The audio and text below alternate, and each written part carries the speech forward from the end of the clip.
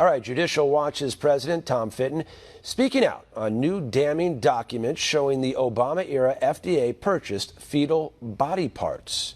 Here's One America's John Hines.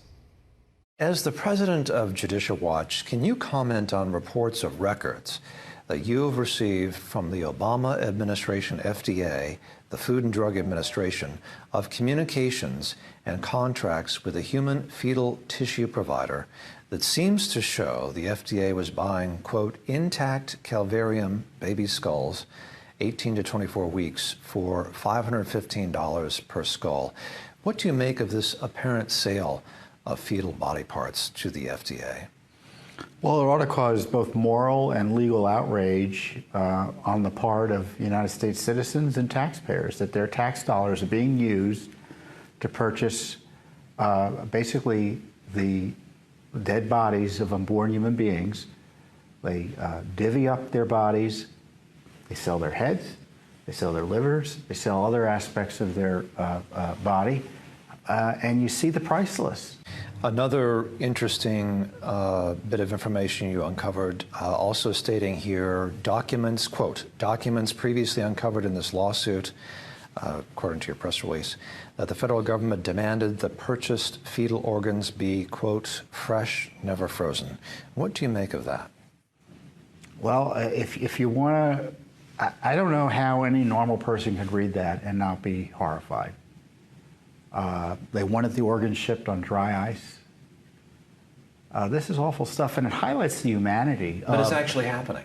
Yeah, and it highlights the, you know, these are organs. This isn't, oh, a clump of cells. These are organs. These are baby skulls up to 24 weeks gestation. So these are, there's no doubt that any normal person would call these a human being.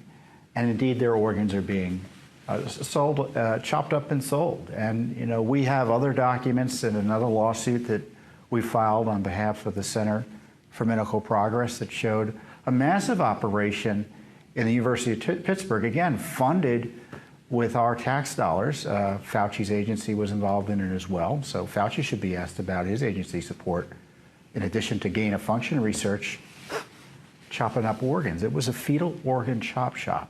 You filed a Freedom of Information request with the FDA, the agencies in charge here. Of course, they did not respond to providing this information. You wanted to find out whether they were selling body parts or buying body parts. We wanted the details, right. And a judge granted you, I guess, discovery, granted you said that you could get the information, the redactions.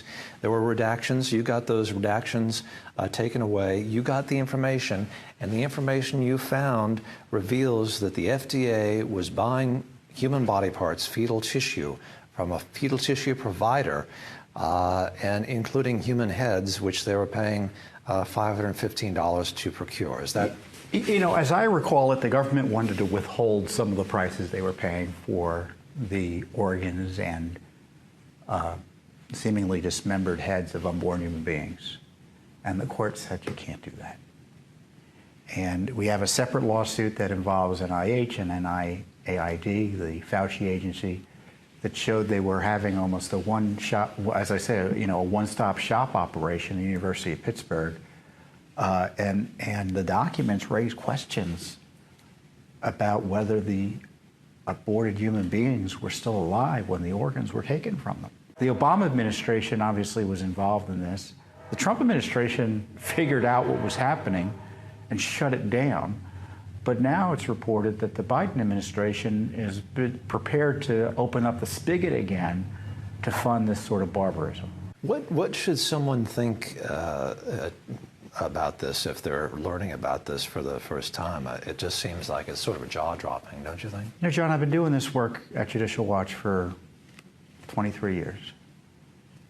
These are the worst documents about government conduct I've ever seen in my life. It's a barbarism that you know, we should all be terribly concerned about, and it should be a priority in terms of investigating how this is being done, why it was done, whether it violated the law, and making sure it stops. Tom Fitton, president of Judicial Watch, thank you very much for talking to us on One American News, sir. You're welcome. Thank you.